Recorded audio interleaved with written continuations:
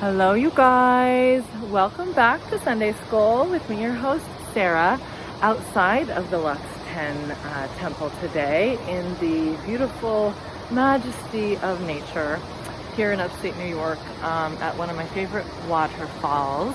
Today is a total blood moon flower eclipse in the sign of Scorpio. It's going to be very long as far as the total eclipse lasting 84 minutes. It's stretching on to tomorrow as well.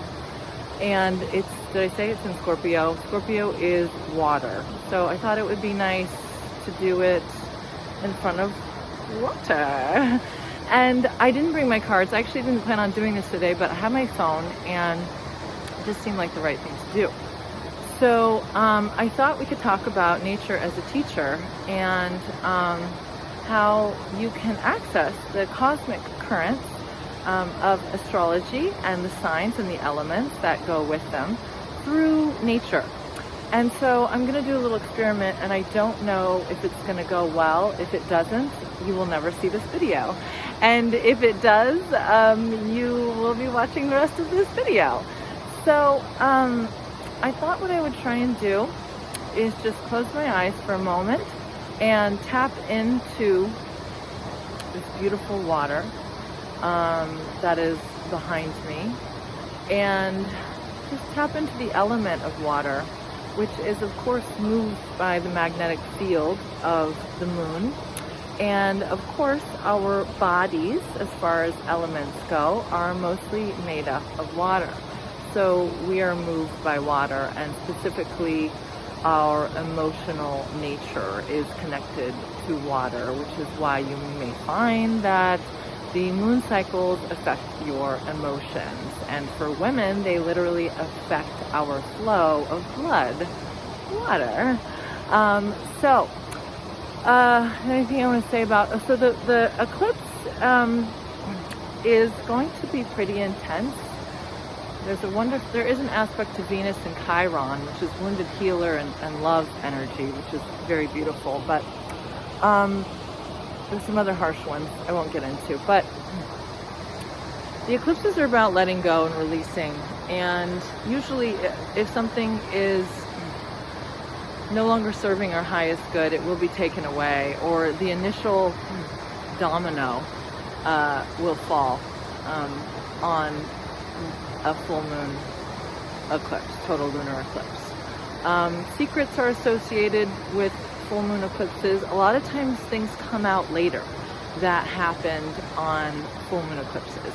Like even documents will be released which have blacked out paragraphs, for instance, from the government or from whoever. And it will, later astrologers will put it together. Oh, this was released on the full moon eclipse. So hidden natures, especially with Scorpio, deep darkness rules over life cycles, life, death, rebirth. So also you have the Phoenix energy, who dives into the fire. That's desire, is attracted to something, will not be stopped, is burned, purified, transforms into a new form. Phoenix rises out of the ashes, okay? So you could have, depending on where you are in your cycle, we all go through many cycles of life, death, and rebirth. And collectively, we are all in a cycle with COVID, a lot of death. Now, who knows if more will be taken away before we get out of the ashes and into flight, or if some of us will actually start taking flight again. Only time will tell. Also themes of money, absolutely, especially other people's money with Scorpio, power, taboo, and hidden sexual natures as well, going with taboo. So with all of that said, I just want to kind of give you a little overview of the basics of this total lunar eclipse in Scorpio. And now I want to tap into water as a teacher and what water might have to share with us on this very powerful lunar eclipse. So I'm just going to sit here in silence for a moment and listen to the water and tap into the water behind me, and I will speak if anything comes through. So I'm attempting to channel water, not my own thoughts. Just like one does in a tarot reading. Okay, so bear with me for this silence. Ooh, listen to the water.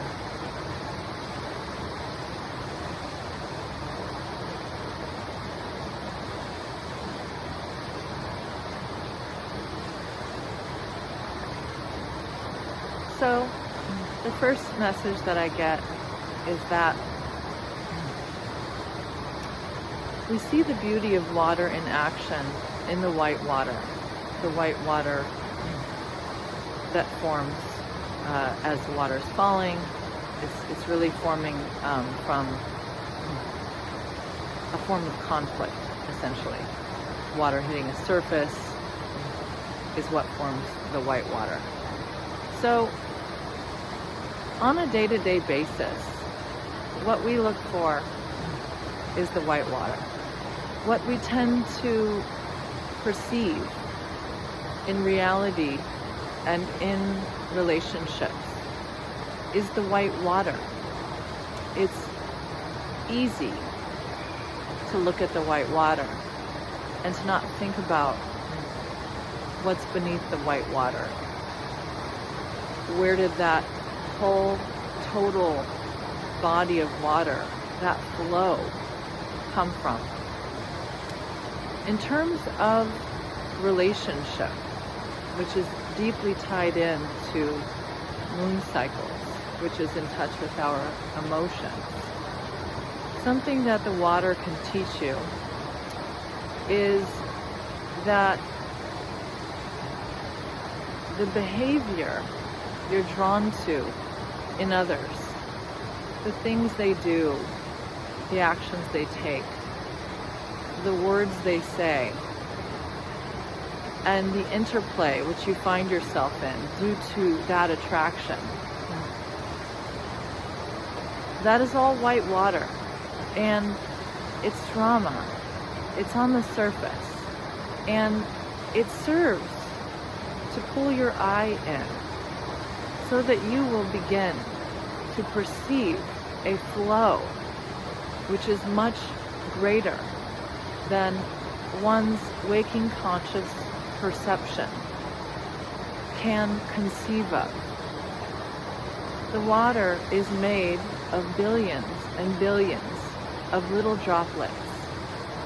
And every time that you're drawn to a white water experience of an interaction, of a relationship, of a job, of an exchange, what you are truly being drawn into is an incalculable flow of conscious energy.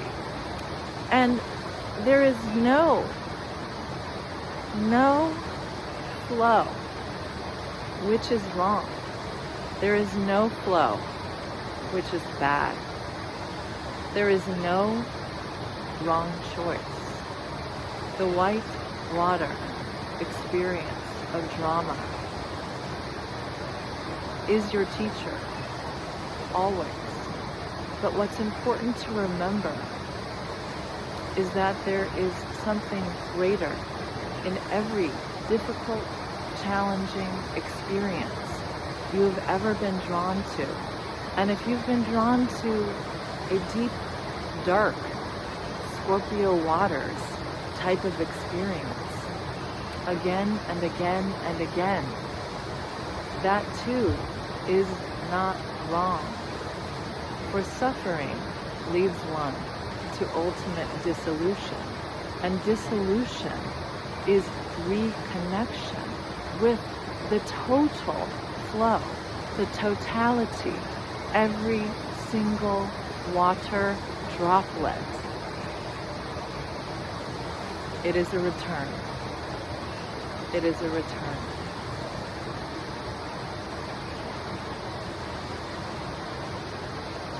All right, wow, that was great. I enjoyed that. I hope that you guys enjoyed it too, and I hope you can hear me because the water is really loud. So I love you guys, and I'll be back next week with tarot in the Lux 10 Temple. Okay, bye. Oh, P.S. I'm supposed to be saying this because it's responsible. I'm running a business. Do you guys want readings? If you do, you can book them on my website. You can share these with your friends if you like them and you feel that this is helpful. Comment. I love to hear how you perceived what I'm giving you. If you have questions, I'd love to answer those. Okay, that's it. Bye.